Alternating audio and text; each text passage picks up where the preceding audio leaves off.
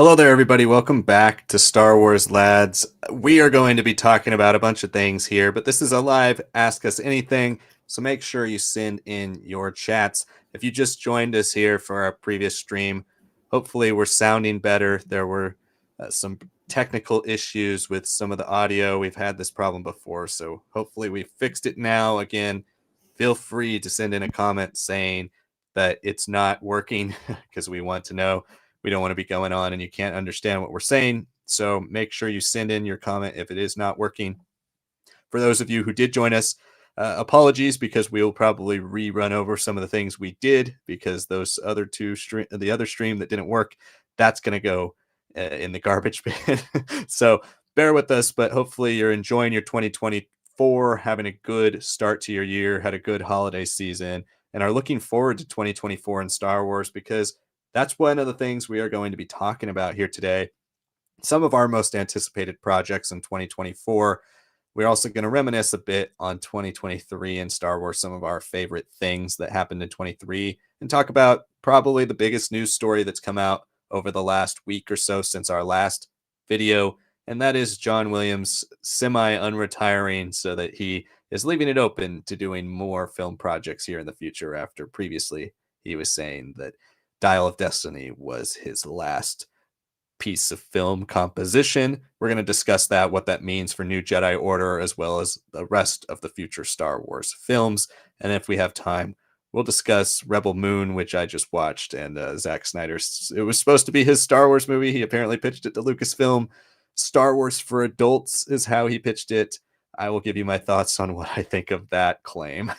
Let's start with John Williams, though. It is the biggest piece of news we do have this week. And let's discuss Sanak, what do you think this means for New Jedi Order? Is he going to compose New Jedi Order? What does John Williams' future as a composer look like? And just generally, how much work do you think he'll still be doing at 91 years old? Yeah, again, musicians retiring was not really a thing until like the 80s and 90s really started beginning and more hip hop and more became more of the popular music of the era. But yeah, I mean, especially when you look at film composers like Morricone and all that, like they composed their whole life. John Williams is no exception. He's, if anything, had some of the greatest longevity out of Mhm. any of these film composers that we know about, and it will, he'll become notable. And I'm always excited to hear that John Williams is interested in Star Wars. I enjoyed Dial of Destiny. I thought the music was solid. It was never anything that was like, oh wow, like that's another iconic score of his that I need to like listen to. And maybe I need to go back and just listen to the soundtrack by itself or watch the movie again. But for John Williams at around like what age 91, saying that he's unretired essentially again after saying he was a couple times here and there. Yeah, good for him. I really would not mind him being back in Star Wars. I do think that he had some great stuff in the sequels, like the race theme is one of the old time music cues scores in the whole Star Wars saga, but it is in general a lot weaker for me than how I felt about the prequels scoring, which arguably is even stronger than the original trilogy. I absolutely love that. That's what we grew up on: Battle of Heroes, Duel of the Fates.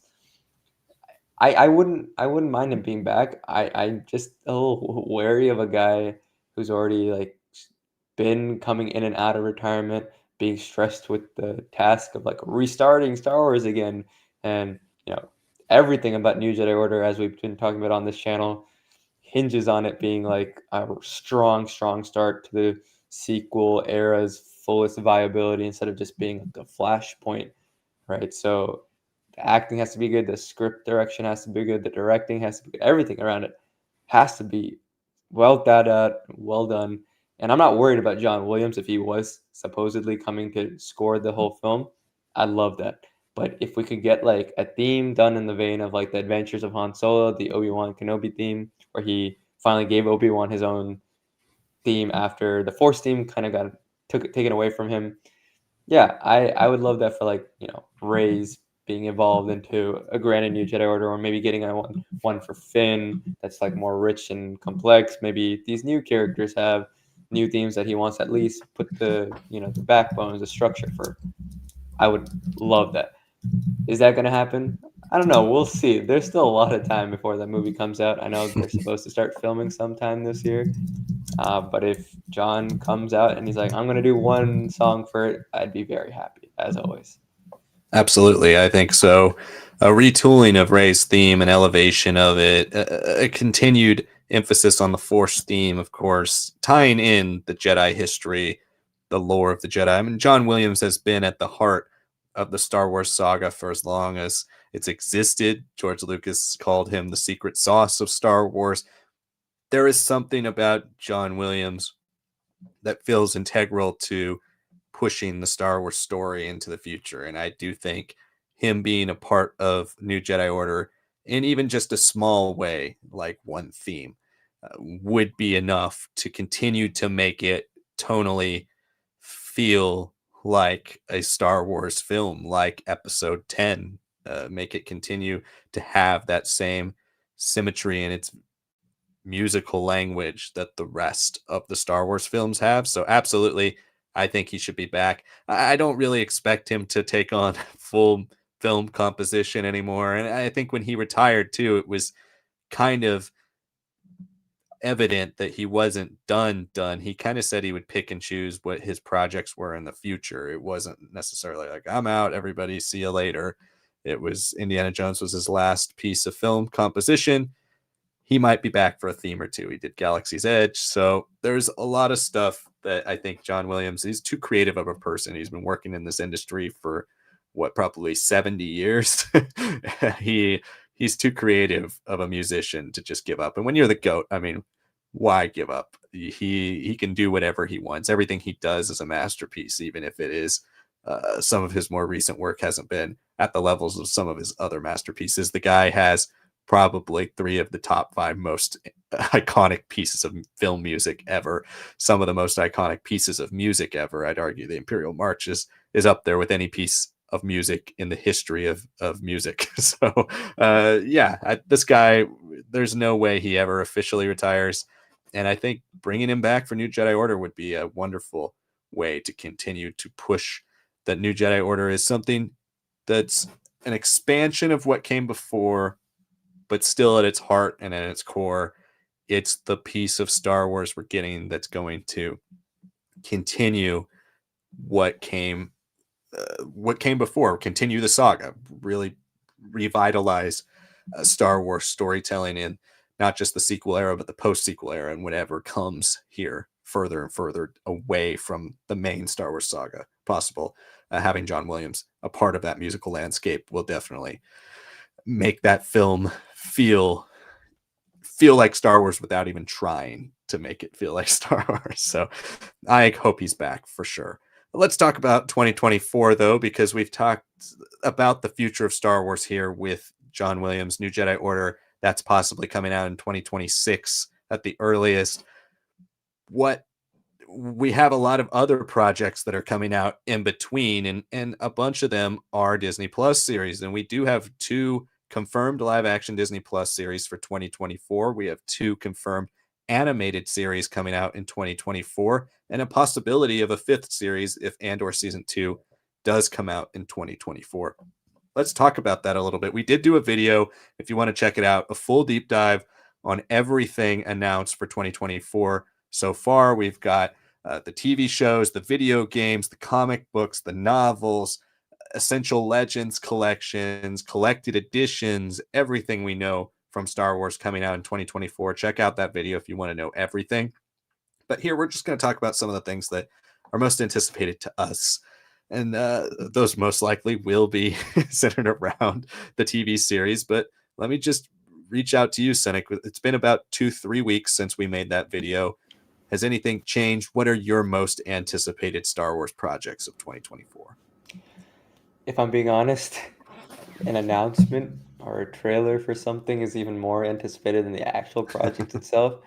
I'm not saying that, this is like a dead period that I can't make through. There's so much of Star Wars in canon, so much of Star Wars in Legends that will definitely like fulfill us. And like if there are things you want to see for like a Legends book club or something, guys, tell us. We'll definitely try to push that to the top of the list. We're fans of every era of Star Wars, and we're not gonna cut ourselves off from the past because that's so important to quite literally a lot of the Star Wars that we saw at the end of 2023 and at the beginning of 2023. So 2024 is not going to move away from that. It might have a little bit more of a skew towards a lot of the more recent developments in canon, especially with the Acolyte. And that will always be like the shining star in the room for me. That is the one that I'm so excited for because in many ways it'll address like the so-called flaws of like the Jedi's depiction in the prequels. Like, why are they so stoic? Why don't they understand Anakin? Why don't they, you know, deal with things better? Well, in the Star Wars saga, the Jedi have never really been great. We've seen Yoda and Obi-Wan basically both in Legends and canon reaffirm that they're like, yeah, we did what we could, but we'll make sure Luke tries to kill his father, right? Because that's the only way. So they're not the most sensitive people around, but why they were so stoic, why they were at the end of their time, why they were in their twilight, why Palpatine was so easily able to manipulate them is something I'm so excited to see. I can't wait for that.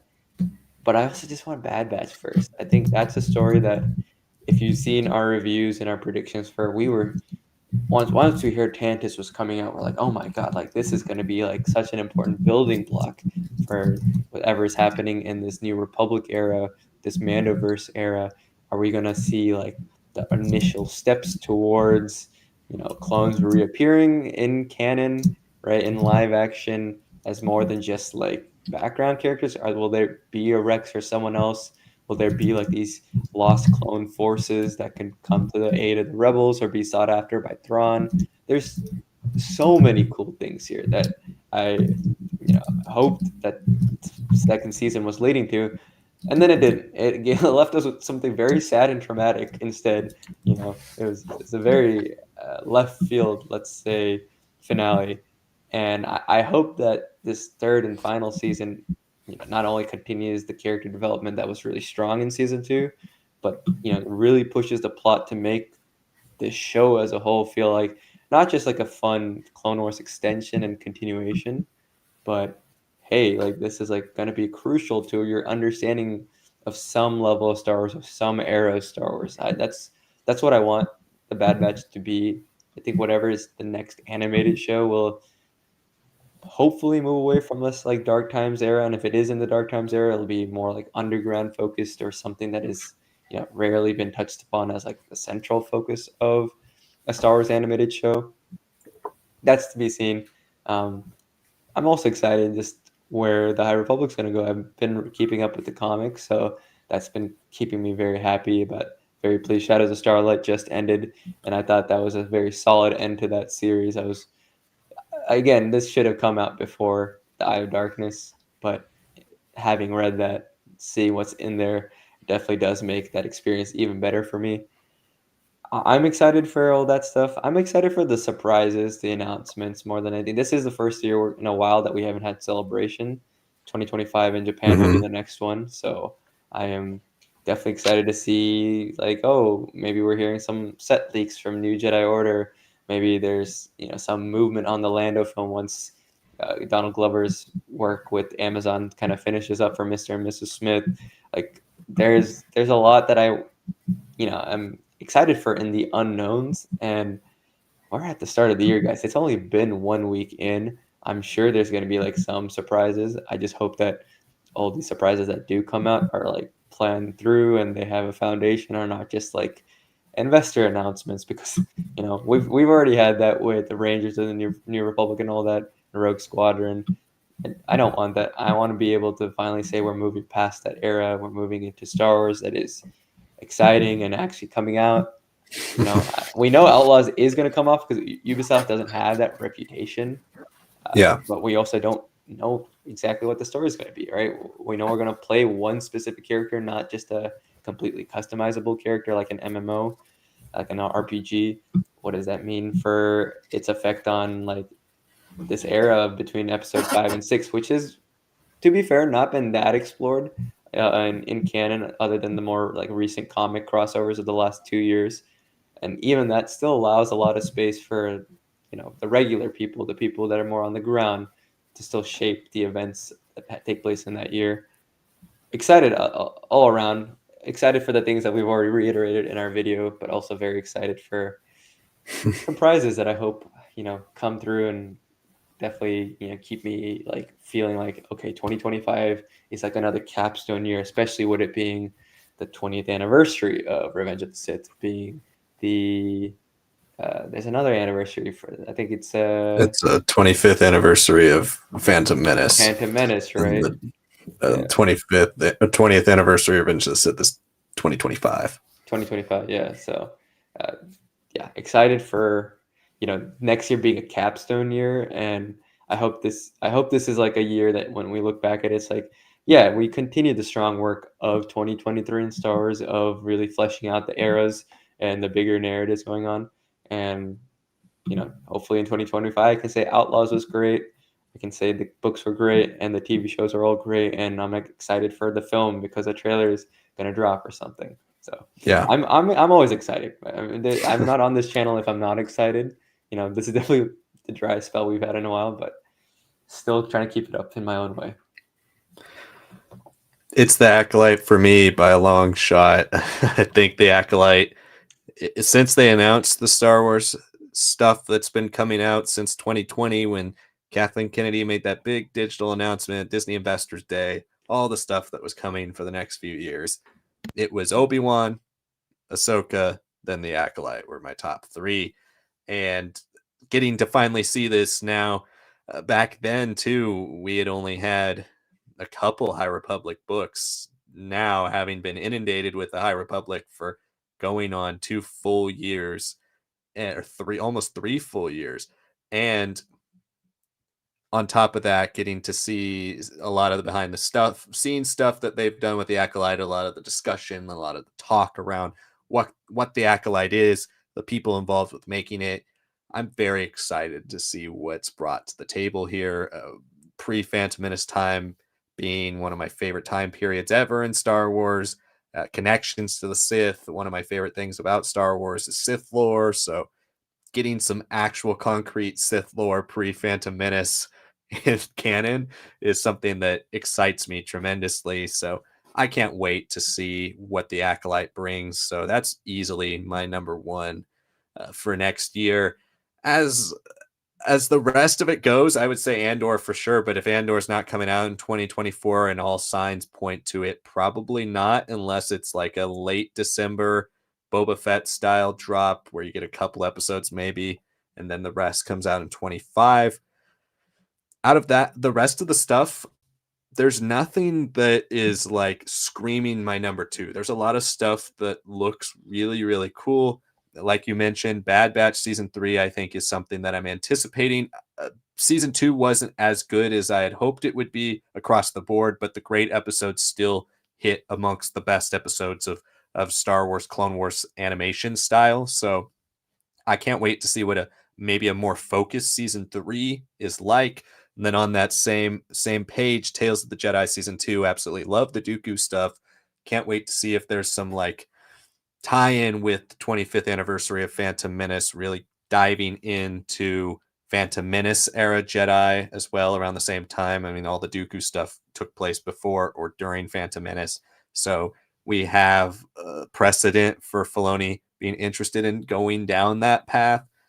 Skeleton Crew still probably my fourth out of the four announced most anticipated of the shows, but I need to see trailers or something from it. And that's kind of the main reason why. It's still like this weird thing that doesn't quite feel like I don't quite understand why it exists. And as the marketing continues to ramp up for it, I know I'll get excited for it. But as of now, it's like this, it's kind of the stepchild of all the Star Wars announcements for next year. It's like I'm interested, but I have no idea what it is, and therefore I can't say I'm absolutely ecstatic for it. But I'm sure it'll be pretty good. Then when it comes to books, for sure, Living Force is something I'm very much so excited for with exploring that Phantom Menace era. And then the Mace Windu book. I love Shatterpoint. That's one of my favorite books of all time for Star Wars. And so getting another Mace Windu book is definitely top of my anticipated list. And Outlaws, like you mentioned, it will probably come out next year. But I think for me, Outlaws is kind of an up in the air game. It's one of those things that I'm excited for open world Star Wars, but it just kind of looks generic, right? There's a lot of things that will be cool to do because it's open world Star Wars, but how much do they really push the envelope? And how much do they say, okay, well, there's never been an open world Star Wars game, so let's just plug and play Ubisoft elements of open world with a Star Wars skin. And then if it catches on, we'll do bigger and better in the second game. That's kind of the vibe I get from what we've seen with Outlaws so far. Safer story, safer placement in the galaxy, everything about it just screams safe to me, which if it could come out and be a solid 7 out of 10 game, 8 out of 10 game, I'd be happy with that. But uh, I'm hoping that it's much more than that. And we just haven't seen it yet because it could be something that really establishes a whole nother side of Star Wars video game storytelling. We've only focused basically on Jedi characters in Star Wars video game storytelling in canon. This is our time to really explore the underworld. And really, even back going into Legends, we didn't explore the underworld nearly that much. It was always Jedi characters. So this is our time to really go after that. I think the underworld in general has been far more developed and has way more factions in it in canon than it did in Legends. Hopefully this decides to bring in all of those aspects. So outside of that, those are probably my most anticipated releases. Unorthodox Martial Artist sends in a couple comments here. And again, this is a live Q&A. We have topics, but send in your questions, your comments. We will turn to the chat here first before we go over our topics. Our topics are kind of just talking points for all of you to have something to discuss, for us to have something to discuss if the comments don't come in. But feel free to send in your comments and we will get to them immediately here when we're done with our points. And also, if you would like to send in a super chat that greatly helps out with the channel, feel free to do so. But again, it's completely optional and completely up to you. Unorthodox Martial Artist says, they fly now? Yes, they fly now. Unorthodox Martial Artist also says, hey, Star Wars lads, what role do you guys think Tanalorr will play in the future of Star Wars? Do you think we will get any more lore on Tanalorr Kobo via the High Republic or other books in 2024? Sanak, let me turn that over to you, obviously, to explain to some of our audience who might not be familiar with Tanalorr. Tanalorr is this planet that is one of the key MacGuffins for the Jedi Survivor video game that came out this year, starring Cal Kestis, all those characters.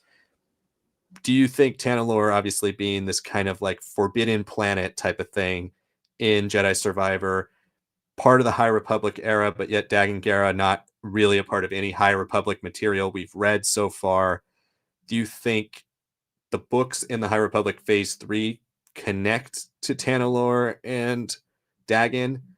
Or do you think that might be something that maybe after Phase 3, we do like a Phase 4 and it's the phase between Phase 2 and Phase 1 where we continue to do prequel stuff, but it also kind of fleshes out stuff like Tanalorr and extraneous High Republic material that we learn about or discover over the course of Phase 3 and other releases that we have? Yeah, I mean it's a tough one because I'm of the mind that like when you look at something like a Tanalorr, it just feels so like lore-ish, video game-ish that you're not gonna really touch it in other mediums. But the promise of canon under Disney is that everything should have some value, should be connected, right? So the way I look at it is I do think that Tanalorr could be playing a role in Phase 3. I mean, we have the girl from the Star Wars VR game. Um, what is it called? I have the poster here. Tales from the Galaxy's Edge, right? And she's now officially showed up in Shadows of Starlight. Addison Z or something. I forget exactly how to say her name, but she's now in the comics there. She seems like she'll be playing a little bit more of a role with apprentices like Reed Silas and whatnot. So there is a possibility that you can take relatively minor like elements and then bring them into the story. And I think High Republic Phase 3 has, from what we've seen of the Eye of Darkness, a lot of a lot of space to explore. Hmm. Does it mean that I want to see it necessarily? I don't know. I always was under the impression playing through the game that Tantalor almost had like a role to play more in phase one than phase three. Then again, it's a 1 year difference. It's pretty vague in the game. You can still play it off as like, oh, like this was just something that like they attacked as like them expanding their storm wall and being more easily able to raid, and this is like something that the Jedi had and they didn't realize that communication was cut off, and then Hmm. the Jedi were like, "We're not gonna come, it's too dangerous," right? Like, there's a lot you can work around with it, and I'd love Dagon Gera to be fleshed out. I do wonder if, maybe there's parts of his story that were, like, a little, like, underdeveloped because they had plans for more of, like, a True. tragic sort of background. Because he does come off as just, like, immediately purely arrogant, and I don't think that's Hmm. how the Jedi viewed him. They viewed him more as just a maverick who was just doing a little too much and needed to be reined in. And yet his friend, the female Jedi, I forget her name, but she has so much of a role to play in the story, and then that stuff just kind of stops. So I can definitely see like hidden secrets on Tantalor that she, still has with the system as a whole. Now that the travel between them, the key is kind of destroyed and all that, like, what's going to happen? Are we going to see our characters like Cal be stuck there for a while and have to like discover new pathways and new like secrets of the planet? And then maybe we get to see more of like the positive force echoes of Dagon Gera and what he did on that planet, and then have High Republic Phase 3 show quite literally him like building out that stuff. I would absolutely love that. I don't know just how much synergy there currently is between the gaming side of Star Wars and the publishing Hmm. side, because really it's only really been comics publishing that has had any chance, and they aren't really directly dealing with the material, they're just kind of filling in stuff. This is like Right. a big leap if you want to be like, hey, Tantalor is now going to be essential to the story of Cal Kestis, who will then pop up in live action in some point in the New Republic era or the New Jedi Order era. It's a lot to build up a planet, a Night Sister who's not evil, right? A Jedi who's been on the run and been played in video games that not everyone will play. That's now also tied intrinsically to some level of the High Republic. It's a lot to ask, but honestly, unorthodox martial artist, I hope it is because I love it when Star Wars is like, we're taking everything that we built and put it together and make it something that the bigger fandom can enjoy as a whole. And I think Right. Tantalor, as it is right now, is just like a ooh cool mysterious planet with some great architecture. But I'm Hmm. sure there's got to be way more to it. I don't think the third Jedi game will just abandon all its High Republic connections. It might just be more focused on like kind of clearing whatever remains of that earlier on in the game, or like more of a side quest. But it's not done. Like the High Republic, the way they're building it out, it's gonna continue affect. It's affected Luke Skywalker 10 years Yeah. before Ben Solo's turn to the dark side. So for sure, Tantalor could show up. I think it's just gonna show up more so when Cal Kestis has a role to play in the story, as opposed to like the High Republic. Hmm. I think those are all good points. I mean, in general, I don't see it playing a major role in the High Republic storytelling purely for reasons Sanak just indicated. It's because it's two different mediums. The crossover between gaming medium and the reading medium, I feel like is one of the ones that they have less faith in. Even though Jedi Battle Scars had a pretty big audience for it, even for people who aren't really into Star Wars books, there were a lot of people checking it out who were gamers because of the success of Fallen Order and the anticipation behind Survivor. So I do think there's a role that Tantalor could play, but it's not going to play any significant role. I could see a future miniseries announced again going over 2024 stuff for Star Wars. There's not too much announced on the comic side post like June. So there could be a mini series announced here in the future for the end of the year, maybe 2025, that goes into Tanalore. I'd love to see that. We could have the same way certain characters are kind of coming in and out from phase 2 into phase 3 right now in the High Republic for kind of cameos or references, stuff like that. We could have references to Dagon. We could have an appearance from him in a comic or a book just in passing. But I don't see it being anywhere part of the main story. Although the Nile, being a part of Tanalor's kind of fall and discovery and all of that, it could play a role. I just think it is too big of an extraneous element to add into the main storytelling, but I could see it done in a comic or maybe a short story compilation here in the future. Something like that would be cool. Hell, I'd love it as a DLC mission, maybe further into the year. We've established a bit more of what phase 3 is for the High Republic. Might as well drop it. You could drop it as a DLC. You get to play as Dagon Gera. That would be pretty awesome if they decided to explore it through that, because Tanalor, outside of even the High Republic, is going to have an impact on Star Wars. It's where Cal and Marin, spoilers, are living at the end of the game. So they are. It's going to have an impact on the future of not just the Dark Times era, but we kind of assume into the New Republic era for hopefully another Cal appearance into the time of the Mandalorian or the time of Luke's new Jedi Order, stuff like that. So hopefully Tanalor is continued to be touched on, because it is the story of Dagon Gera, the story of Tanalor, the High Republic pieces feel like a lot of it's there to feel out audience interest in the era, for the gaming audience interest in the era, rather than uh, here fully attempting to establish or start something on that side. So hopefully we get in the future. Thanks for your question, Unorthodox Martial Artist. And again, for everybody watching in the chat right now, feel free to send in your questions.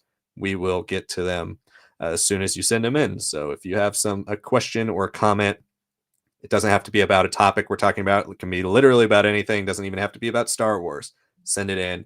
We will answer it. Let's get into the third part here. One of our other topics we had brought up here to talk about 2023 in Star Wars. Obviously, this is our first stream we've done in 24. Just talked about some of the things we're most anticipating in 24. But let's look back at what was a really solid year in Star Wars in 2023. We did do, again, a top 10 video of 2023 Star Wars releases. You can check that out. Sanak and I both give our top 10s, and then we combine them into one singular Star Wars Lads top 10. Check it out. It is a really strong video and a good way to celebrate 2023. But let's talk about some of those things a bit more in depth here instead of a scripted on format over there. 2023 had a couple big Star Wars releases with The Mandalorian Season 3 and Ahsoka, featuring our live action roundup for Star Wars. Then on the animation side, we had 2 animated projects, with The Bad Batch Season 2 finally debuting and Visions Season 2 following up.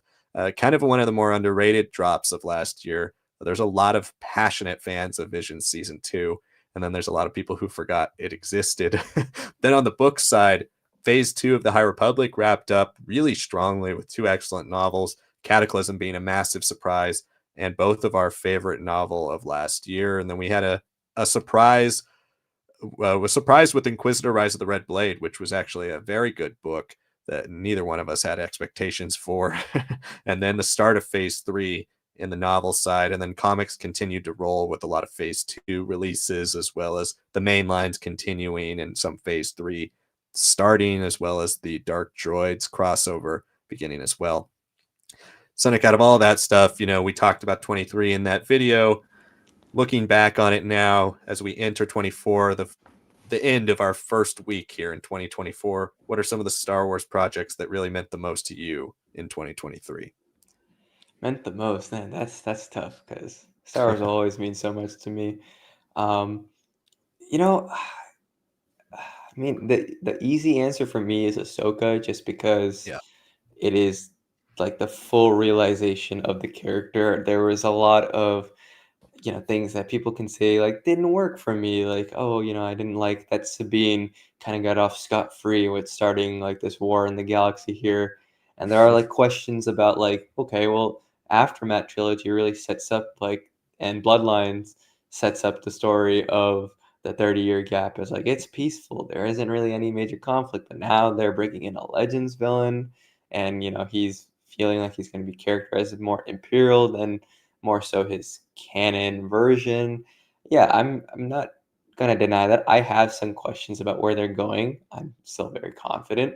I still will say that just like how Acolyte and Andor both have a writer's room, I do think Filoni and Favreau, since Book of Boba Fett, have needed to like get some of their favorite writers or get a team around Mhm. them because things like dialogue aren't strongest suits of like Filoni. Things like overarching plot structure for like a season of a show was not something that I don't think Favreau has the fullest capability of.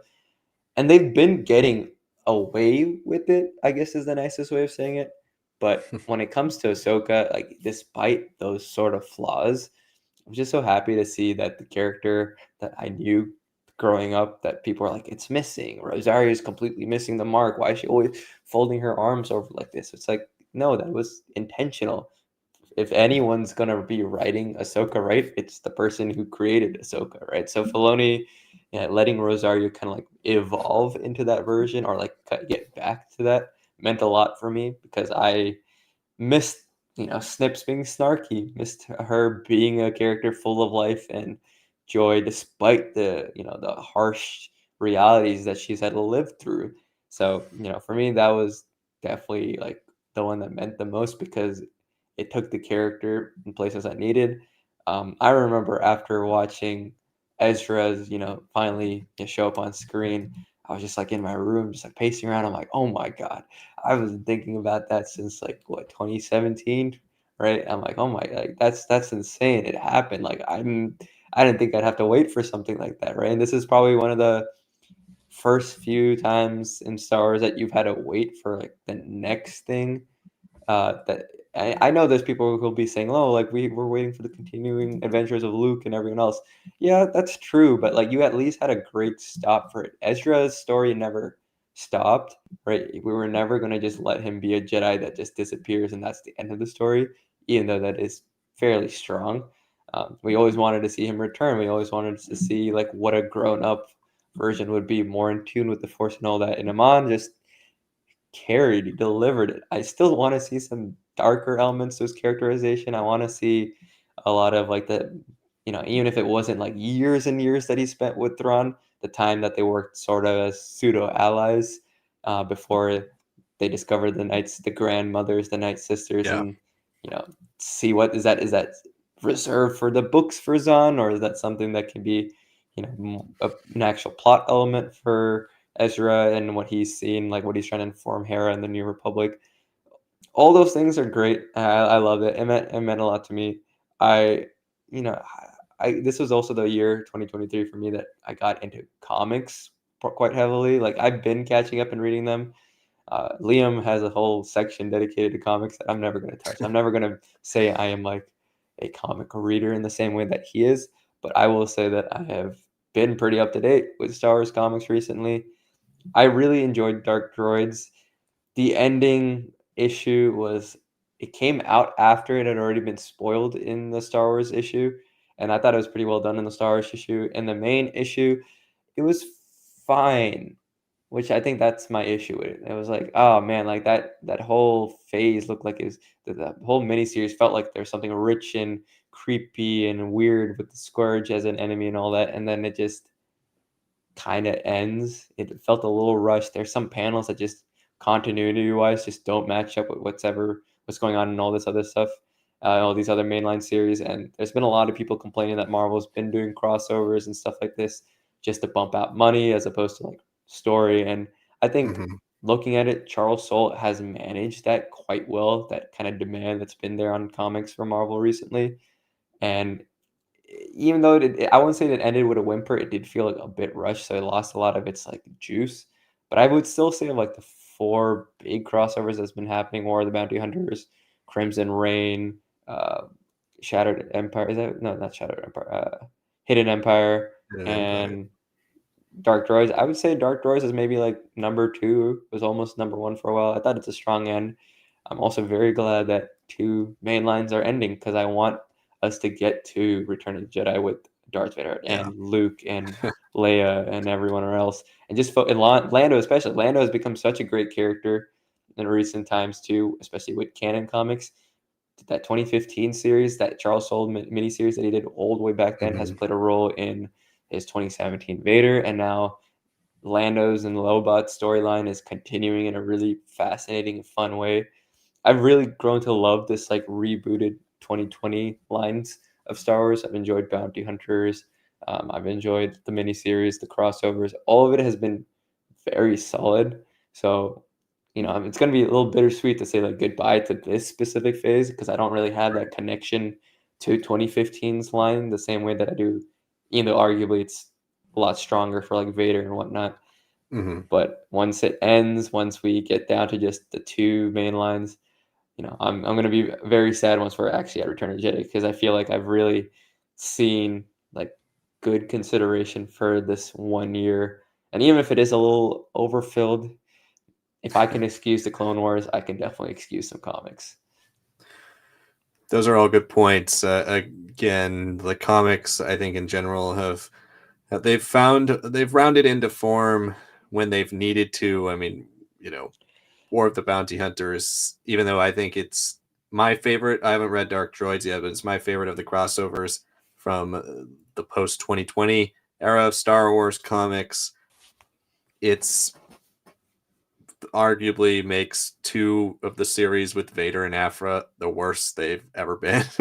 So outside of the main line in the Star Wars comic, it was rough on a lot of the releases. I think Crimson Reign kind of just ignored for the most part all the Crimson Dawn stuff outside of the Vader line, and then then you have Hidden Empire, which didn't really touch anything. So anyway, Yeah, but for me, again, send in your Q&A questions. We will happily answer them. We're just kind of going over some topics, buying some time in the meantime, giving you guys talking points. Send in anything you have to say, questions, comments, concerns, any of that stuff in the chat. But for me, my favorite stuff of 2023 for sure was Jedi Survivor. It was a video game that immediately when I played it, it became like a top 5 Star Wars game of all time for me, and it did everything that I wanted from Fallen Order. It took a story that was relatively safe. Fallen Order had a very safe story with very strong characters, and that's what made that story work. Plus gameplay, kind of a bit of a dumbing down, but also an evolution and a reimagining of Dark Souls gameplay gave Fallen Order an identity that was unique amongst lightsaber combat that no other Star Wars game had had before it, and then Survivor took it and made it 10 times better. The combat is so much more refined, it's so much sleeker, it's nicer. It feels rewarding for counters and stuff like that. Stuff instead of encouraging you to constantly dodge, you're encouraged to counter. You're encouraged to pull out other moves, do a bunch of stuff. Combat was way better all around. The exploration element again made revisiting the game in the post game worthwhile. Story was far more ambitious and something that I really dug, is especially talking about Tanalorr before this, being something that's expansive, connecting to all eras of Star Wars, where we are completionists and we kind of read, watch, play everything. It was nice to have references to other things in the universe that are currently popular right now. And then the characters maintained their level of excellence and were really fascinating, with some of the new characters being standouts as well. So I loved Jedi Survivor, definitely my favorite release of 23. Ahsoka, though, followed up right behind it. I do think Ahsoka is an inferior piece of media, I guess, for it's a less good TV show than Survivor is a video game. That being said, I still loved what we were given. So many exciting moments, like you were saying, pacing back and forth in your room, watching it. Um, there were so many moments that I cheered. Getting to see Thrawn finally realized on screen was something huge for me as somebody who's read everything Thrawn and loves that character. It's very awesome to see what was done there. Can't wait to see the future. And of course, Ahsoka was, I thought, really well realized. Ezra was well realized. Continuation of stuff that we've invested a lot of time in as a fandom. Getting to see that elevated was also very cool. Some missteps but for the most part, I thought it was a really strong series, and I can't wait for more. Mandalorian certainly my biggest disappointment of the year. I thought overall it was just kind of average, and there were very few episodes that I really loved. But overall, solid year for Star Wars again. And Bad Batch, I mentioned earlier, Bad Batch being a season that its highs were as high as anything the show's ever done, but there were far more middling or average episodes than season one had, in my opinion, especially because the main storyline doesn't really get going until halfway through, and then it's dropped again, and then it picks back up. So I thought the structure of season two was very flawed. Outside of that, I'm trying to think what else. Oh, Cataclysm. I got to mention Cataclysm. Absolutely blew me away. I could not believe how good it was and how awesome and epic it was of a read. I was in Japan when that came out, so we didn't get to review it right away on the channel. And then we had some other conflicts in our personal schedules that just was like it kind of got put on the back burner. And when we finally got to it, I was blown away when I finally got to read it. It was so good, so much better than Convergence, so much better than anything I was expecting. So yeah, definitely the best book I had read last year. As well, we do have another comment from Cal Camp Brax that says, "What are you most looking forward to this year and beyond?" Well, Cal Camp Brax, we did go over that a bit earlier here in the stream, so I'll let you rewind if you want our full kind of in-depth thoughts there. But we'll re-go over it. Might as well. Some of our most anticipated projects. For me, by far, it's the Acolyte. Acolyte is a project that I've been looking forward to since it announced. I think it's probably my third most anticipated Star Wars series since all of those were announced back in 2020. Everything that was coming, the Acolyte is something that's new. It's different. It's exploring Sith lore, which I absolutely love. We don't have much Sith lore in canon. And on top of that, it's exploring the period between the High Republic era, which I've grown to love, and then the Phantom Menace, which that time period between those two eras is one of my favorites. And Legends can't wait to see what they do with it or start to do with it here in the Acolyte. So for me, by far, the Acolyte is number one. Outside of that, continuation of High Republic Phase 3 is definitely up there. The Mace Windu novel that's coming out, the Living Force novel that's coming out, Outlaws, those are probably amongst the top. And Bad Batch Season 3, those were the things I highlighted. Yeah, same thing for me. Backlight will be the big thing. Very curious about Star Wars Outlaws, the Ubisoft game. Mm-hmm. Promising us open world. I did like what we saw, even if it is ultimately just a little generic and a little safe. Like the game has Vest, the character in the game. Yeah, she has a cool commando droid friend, but she also has her Yeah. little like alien slash child that will help her, and she takes care of. This seems a little bit more pet as opposed to protecting like cub wolf style, but this it's a game that we're knowing Ubisoft's reputation for like doing RPGs. It'll be good. Will it be like amazing, or will it just feel formulaic? I don't know.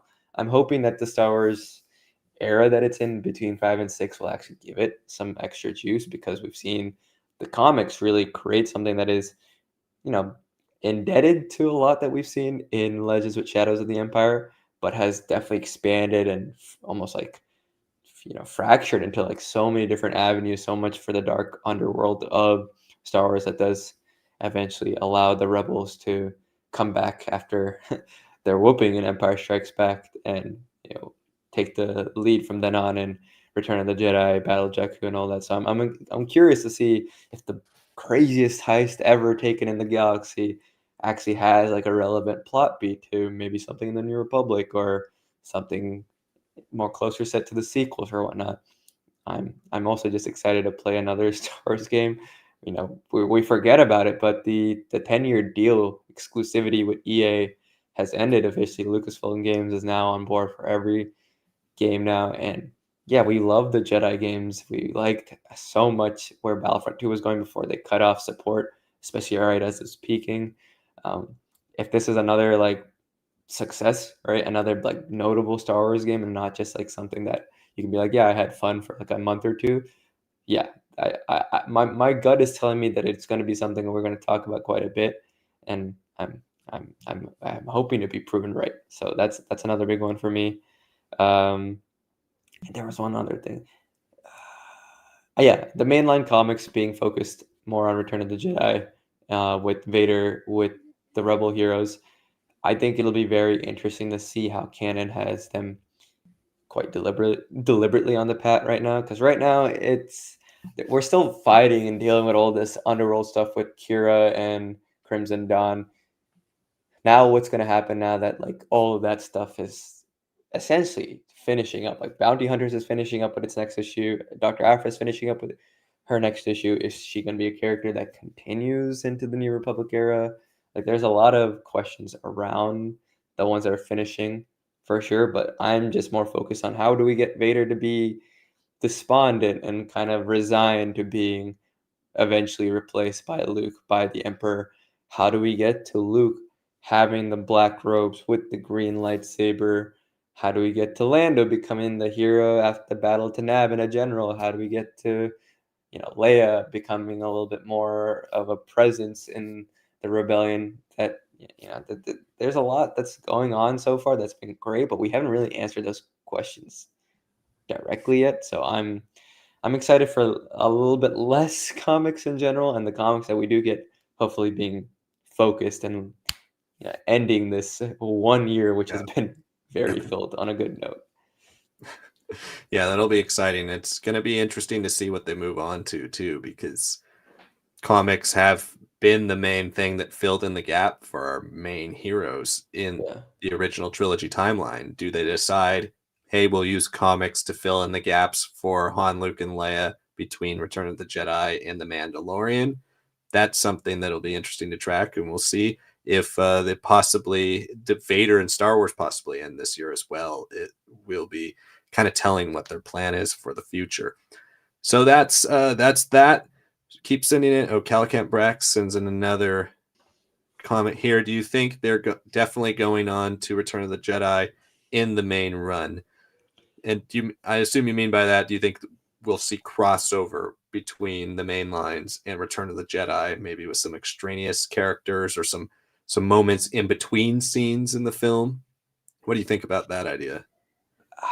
I mean, I don't think after seeing 2015 how it dealt with Star Wars and Darth Vader lines, like I've said it on the channel before. I'm still a little disappointed with how 2015 kind of Star Wars 2015 ended on a little bit of whimper. Yeah. The last few scenes literally have like Vader fighting Chewbacca on this like land that's being like falling apart, and all our heroes are literally there witnessing him, and then they get away, and it's like okay, and then Luke found another teacher who's not a teacher, who's backstabbed. It's like yeah, okay, I've seen all this stuff. What about all the stuff with Han and Leia and that Ord Mantell bounty hunter, right? Like that really pushed him to go back to paying off his debt to Jabba. Never answered in that series. So you could say maybe Luke got the development that he needed, but the way they brought everything together at the end, I don't. Based on that, I don't see the 2020 lines, doing anything that's like, oh, we're literally a day away from Return of the Jedi, or like, hey, we're gonna have like an arc with Akbar, right? As like the Rebel fleet coalesces or something. I don't see that, unfortunately. But my hope is that they just bring the characters to the characterizations that we see at the start of the film. We've already gotten enough of the underworld stuff that I now feel a lot better about where we sit. And we could just we could just have a couple of things with Jabba the Hutt, maybe at towards the end of the line, to connect to everything that happens in the first third of the film there. But anything more than just the plan being set into place that Lando goes undercover for a month before everyone else. That's the max I really see of it. I think that'd be pretty interesting, especially where we are with Lando right now. I don't want to spoil it, but it is a very interesting storyline. And we still haven't seen him become the general yet, and we haven't seen him do the undercover stuff yet. So that he could, frankly, become the protagonist when these just become two main lines going onwards, and then filling in with Luke and Leia as need be. And I think that'd be a strong place. We've got the one shots from Return of the Jedi anniversary from last year. Uh, Fun, silly things, but nothing like essential or too connected to the films. Uh, yeah, I don't know. Unorthodox martial artists, I just don't see them like actually covering the film events itself. Uh, I think where we, if you're meaning like, will we see stuff after? I want to say yes, because that's something we've all been clamoring for, and there is a lot between Battle of Endor and Battle of Jakku. That is a year. You can do a lot in a year. You could have a lot of the characters like Snap Wexley and his whole crew show up. You can do a lot of like these initial skirmishes and everything, tie in with Shattered Empire, tie in with all the other stuff that is littered around that early era. Will it be though? I don't know. It feels like they're trying to, you know, every time we both feel very strong like something's going to happen because it feels so telegraphed, right? Last year with both Mandalorian and Bad Batch, it didn't happen. So I think the safer thing for us in 2024 is to be like, hopefully. I don't think so, but there's rumors that people are saying we could get like something between episode 1 and 2 because that's a 10-year gap that's never really been explored, and you could just do entirely new characters and not have to really Mhm. worry about them being connected to the saga but still have a role in the events that shape the saga, right? Like it might be smarter for the comics to not be so beholden to the eventualities of characters. But you know, I hope for post Return of Jedi stuff. I hope that we get as close as we can compared to 2015's line. But I genuinely don't know because we really have no clue where Star Wars is going to end. This is the longest Vader line ever in history. Yeah, it's going to be interesting to follow it in these next few months. And the longest Star Wars run by one singular Yeah, author. So it's gonna be really intriguing to see when they decide to wrap it up, how quickly they decide to wrap it up. I'm not. I read paperbacks for these main lines, so I'm not caught up completely on where the comics are at this point in the main lines. But um, for me personally, I don't see why they would do much crossover with Return of the Jedi during the film, during the main run. So many, maybe Vader. I could see like Vader is kind of absent from the first half of Return of the Jedi. He shows up in the opening scene and then he's gone until the Emperor shows up. So like that whole first 45 minutes at Jabba's palace, we don't see Vader at all. Maybe you could do some Vader creep in until eventually he was reunited with Luke. I could see that possibly. But as for Luke, Leia, Han, I think it's pretty explanatory where they are in Return of the Jedi. So I think just the lead up to it. As for post, they're so fragmented in the stuff that we've seen immediately post Return of the Jedi that I don't know if a mainline would really work for our main characters. Like Luke is off hunting Jedi artifacts. We see that in Battlefront 2. We see it in Shattered Empire. There's a lot of things that Luke is doing that has nothing to do with whatever the rest of the galaxy's doing. He doesn't even really participate much in the rest of the war that happens the year after.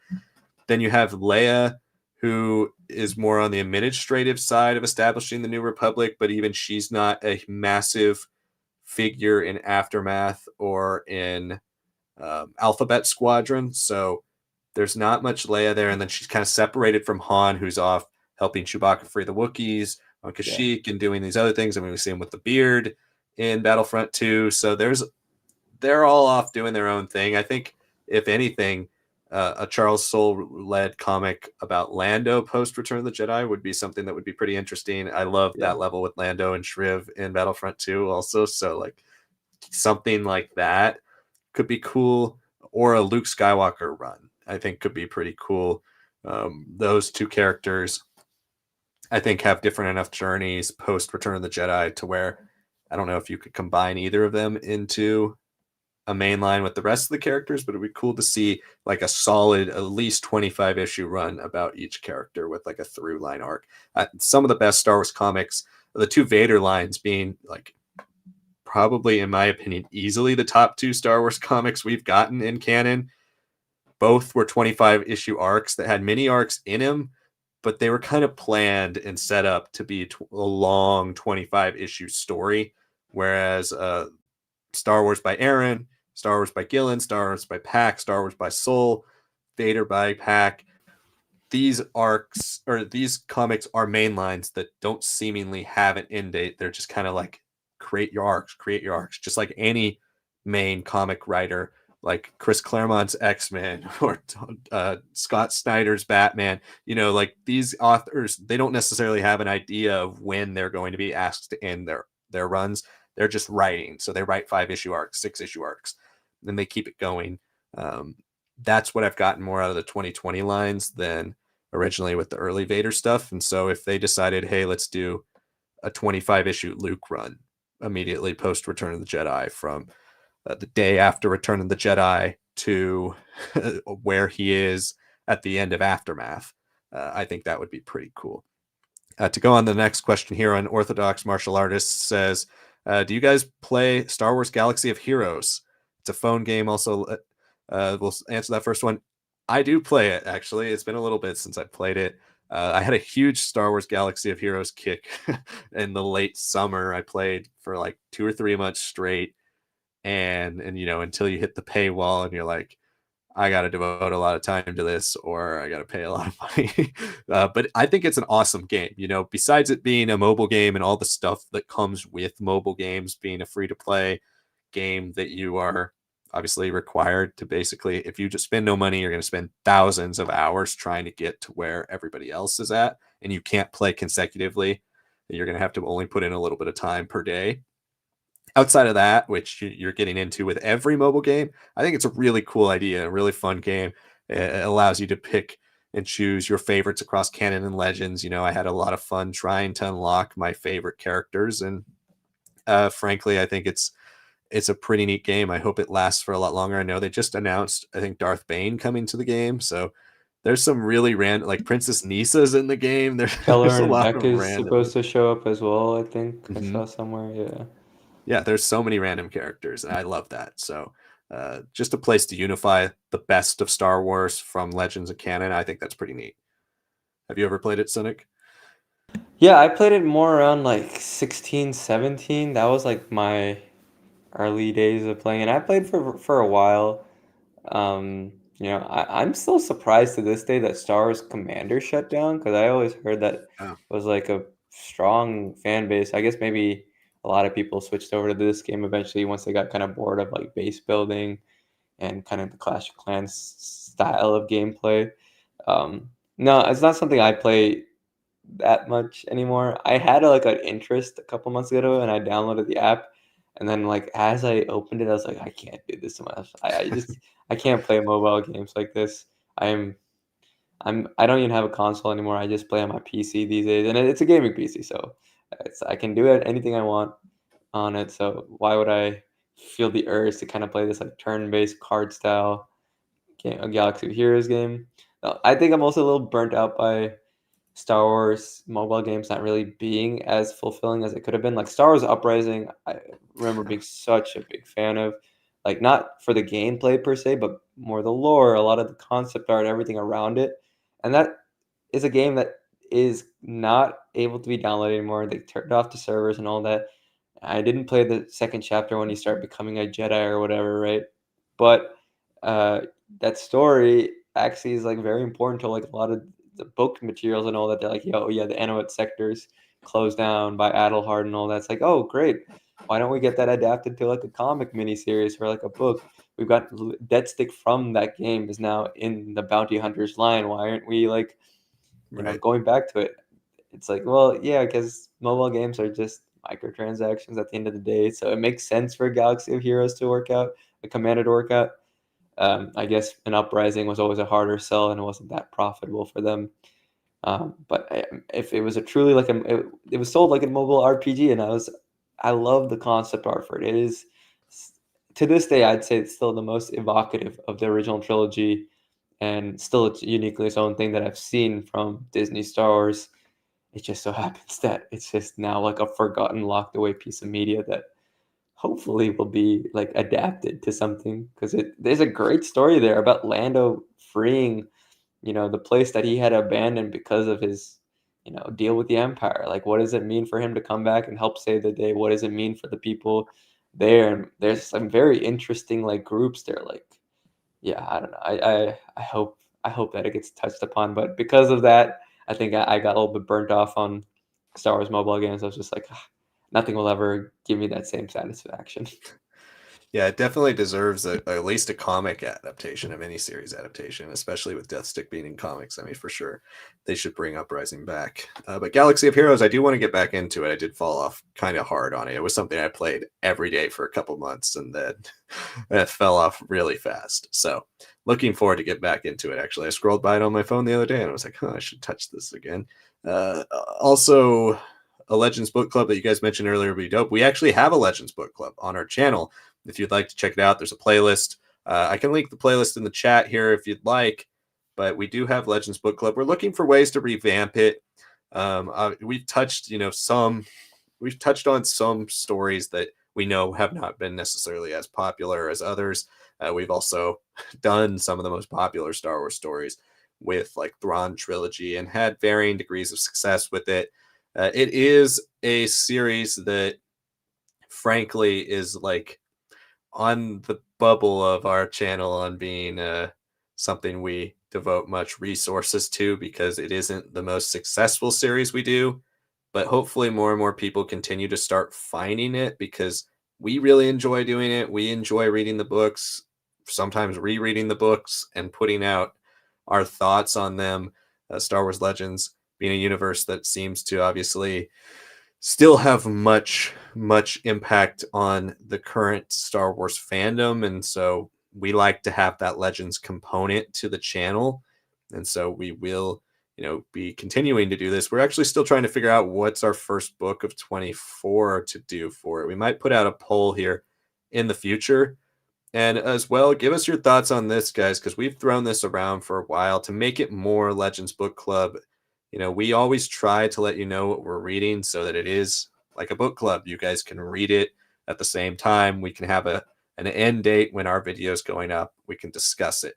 But we've thrown around having a live for it too. When we finish the book, and being able to more genuinely have a book club instead of us putting a review out with our thoughts and then you guys comment your thoughts if you've read the book with us. Maybe we can do a live on top of the official review so that you guys can directly interact with us, and we can basically get immediate reactions from the book. We can discuss specific plot points more in depth than we can discuss on the review.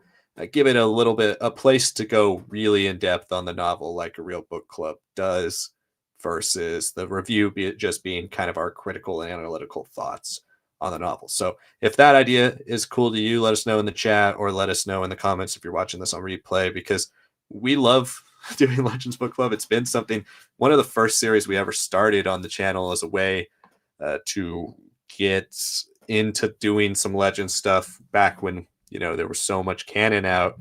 It was hard to find ways to fit in Legends. We don't want it to end, but viewership has not been great for our last few episodes of Legends Book Club. So if you really want to see it happen, check out those old episodes, comment, let us know that you really want it, and hopefully we can bring it back in a strong way. Calicamp Brax says, speaking of one of those Return of the Jedi one shots, a legit one, a full Ewoks run from Kevin Scott, only partially joking. Yeah, that would be fun. That would be fun.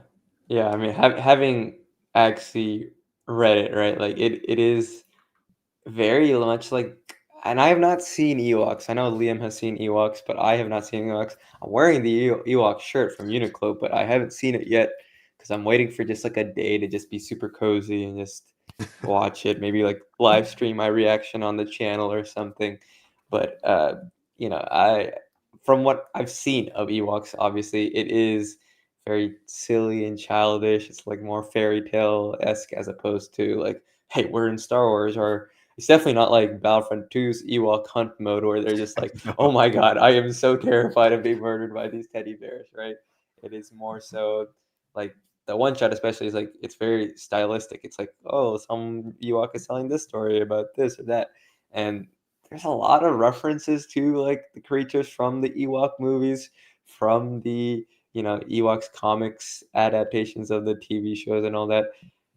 I would love, honestly, like a mini series of the Ewoks because they just feel so like I mean, they're like a forgotten part of like Star Wars history. For a time, they were the focus of Star Wars. Yeah. After 83 to like 86 is really their, you could say, their reign. Maybe some people call it the reign of terror, but they were there. Like they were like the biggest thing about Star Wars. And you can, I think you can take a lot of like the cutesier elements that like the one shot definitely references, and you can make something really like interesting and unique. Because I mean, there's those freaking like Coraxes or something that are like big, like Bigfoots, Mhm. like walking around Endor, like the Forest Moon of Endor. Like, can you imagine like the Empire having to deal with that, right? It's just like, how do they stay hidden? And if they do stay hidden, how do their ATSDs deal with that and all that? I would love to see like maybe like the main Star Wars line have like the Ewoks like start their initial resistance against the Empire, right? But they're failing because they're dealing with their own problems that the Empire's regular stormtroopers don't see. I'd love to see something Ewoks humor style where you see them like in a battle for life or death against like one of those big monsters, but then stormtrooper just does not see anything. It's just his head is turned around. He just doesn't witness any of this like carnage that's happening. I'd love to see that sort of Ewok humor be kept, but you can still bring a lot of realism to a lot of the elements there and keep it cute and fun. I'd love to see Ewoks like become almost like a spacefaring group. Like we've seen like some Ewoks and Legends here and there pop up outside of the Forest Moon, but they've really just been like, hey, we're just like stuck on there. I'd love to see like some of them like join like their fledgling new republic. I'd love to see some of them tried for their cannibal and not the cannibalism, their devouring of humans, Carnivorism. the carnivorism, right? Like if there's like a Ewok versus New Republic case about they should be allowed to eat humans or whatnot. Like I'd love to see like some crazy wacko one shots like that to continue as well. I don't know.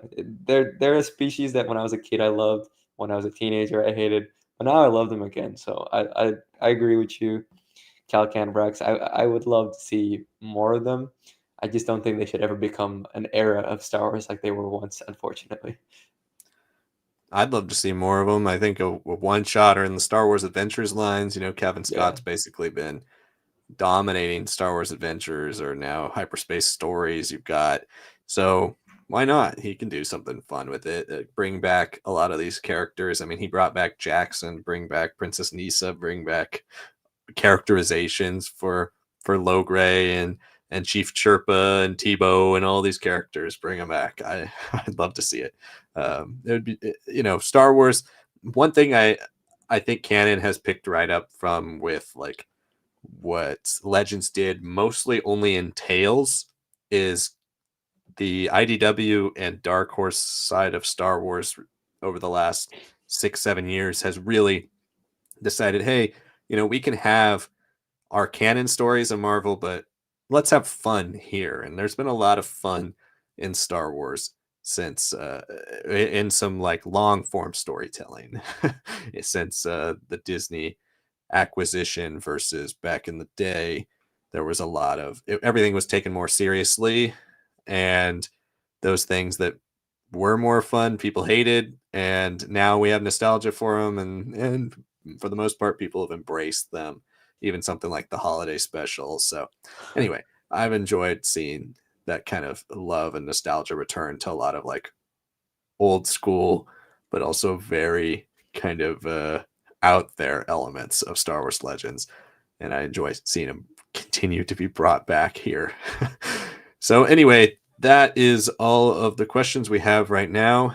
Should we do Rebel Moon here real quick before we wrap up? You can give a Um, little spiel if you'd like. I think I kind of know where it's going to go. yeah. So okay. So we've again send in your questions. We'll go here for a few more minutes, but this is mostly it for the Star Wars side. But I want to talk about Rebel Moon a bit. I did finish it last night. Rebel Moon has been talked about a lot amongst Snyder fans. I mean, I would consider myself kind of a Snyder fan. I've enjoyed some of his work. I've seen almost every film he's ever done. Fan of Watchmen. I think he does understand the material quite a bit. Some of his changes, I think, still work and he did as good a job as I think anybody could do with a 3-hour version of Watchmen. It should always be a miniseries. But anyway, great 300 adaptation. I really enjoy Man of Steel. I think it's underrated. Did not love what he did with Batman versus Superman, and hate the original cut of Justice League. His Snyder cut was much better, although I don't think it's that great. It's just competent. Anyway, I say all that to say that I'm not the world's biggest Snyder lover or defender. I think he's a nice guy, seems like a cool filmmaker. Love that he gets these types of projects made. Love that he got a major deal with a major studio to make original sci-fi. I wanted Rebel Moon to be great. It's not. It's really, really not. The film is completely disjointed. It is a mess. The first act, I would say, is the most interesting, setting up. This movie is an exposition dump the entire time. It's a part one of, right now, only 2 parts are officially confirmed. The rumor is 3 parts, a trilogy coming out for this. For those of you who don't know the backstory behind Rebel Moon, apparently Zack Snyder pitched this all the way back when George Lucas was in charge of Star Wars as a Star Wars film series or TV show series. He had this idea, which, frankly, when you boil down the plot points, it's just 7 samurai in Star Wars, which we saw already in Clone Wars.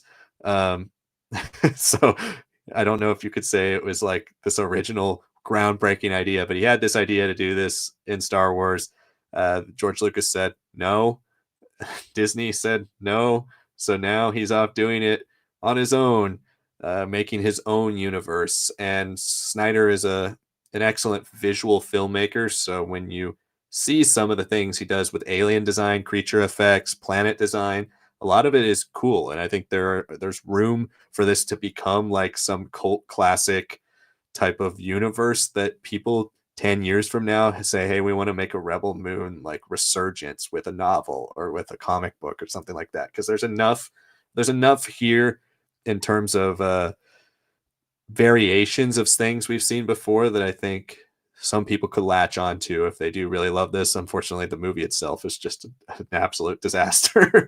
The action isn't as good as his usual standard non-stop exposition. I mean, characters will literally just be sitting there and somebody will be like, hey, what happened to you? And they're like, oh, you want to know my life story? Well, here it is. For the next 10 minutes, I'm giving you my backstory. And then there is to not trying to spoil anything, but there's a scene at the end where all the villains the villain faces all the heroes, and he literally walks up to each of them and says, this is what each person did in the past. It's like the general who led this army and did this amazing thing. Oh, the ex-prince of this who was the king, was going to be heir to the king before everybody was killed. It's just like nonstop. There's no nuance to this film at all. For people who say it's adult Star Wars, I don't really understand that at all. Star Wars is a fantasy adventure. There's nothing that needs to be adult about it. It's a series that plays on our nostalgia and our love of things we had enjoyment for when we were younger, and elevates them into a way that's cohesive and built into a new version, a new world. Rebel Moon doesn't really do any of that. It just takes inspirations like Star Wars, like Kurosawa, like Magnificent Seven, and it ties them all into something we've seen 10 times before, but in a very sloppy way. So unfortunately, I don't recommend you see Rebel Moon. If we have any fans on our channel who are thinking about it because they've heard a lot about its connection with Star Wars, and a lot of people saying, oh, it's like the next Star Wars. It's Star Wars for adults. It's going to be R-rated when they initially release the director's cut, and whenever that comes out. This is like for Andor lovers, the edgy version of Star Wars. If you loved Andor and you like Rebel Moon, I really don't see how like Andor is so much better in every way. The writing is so much better. So anyway, I don't recommend you check out Rebel Moon if you were thinking about it. It's not good. But who knows, maybe part 2 will be interesting. And that's gonna wrap it up for this episode. But again, that was one of the first times we've talked about like Star Wars adjacent stuff on the channel.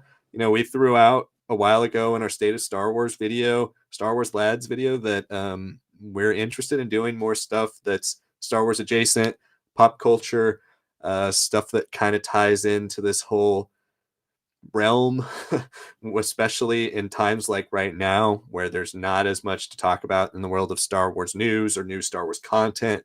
So if that's something you like, if you enjoyed hearing my thoughts on Rebel Moon, or you just enjoy hearing us talk about things that aren't Star Wars, let us know, because we'll happily bring that a part of some of these live streams if there aren't any Star Wars topics to really talk about. So let us know in the chat or in the comments. And without further ado, that's going to do it for this episode of our Star Wars Lads live stream. Ask Us Anything, whatever we're going to call it after this is over. Thank you so much for watching. Again, make sure you hit the like button. Really helps us out with the algorithm. Subscribe to the channel for more content like this. We will officially be getting our video content off and running here for 2024 this week, so you can stay tuned for some cool videos coming out. First video of the year will be my bookshelf tour. The 2024 bookshelf tour will be out in the next couple days. It will feature, the entire collection, comics, novels, all that type of stuff. So if you enjoy those yearly updates, make sure you stay tuned for the 2024 update. We also have a variety of other content, revived series that we've worked on, new series we have ideas for, just a lot of things here. We're doing a lot of research in our analytics, doing a lot of look into what works, what you guys like, what you don't like, what we can change into maybe a live show, how shorts look in the future. We're really trying to revamp this year, really trying to grow and give you guys what you want. So again, your input and your comments are greatly appreciated. So make sure you leave them down below. Hopefully you guys are all having a great 2024 so far. We hope to have a great 2024 with you all, especially in the world of Star Wars. Thank you so much for watching this live stream, and we will see you all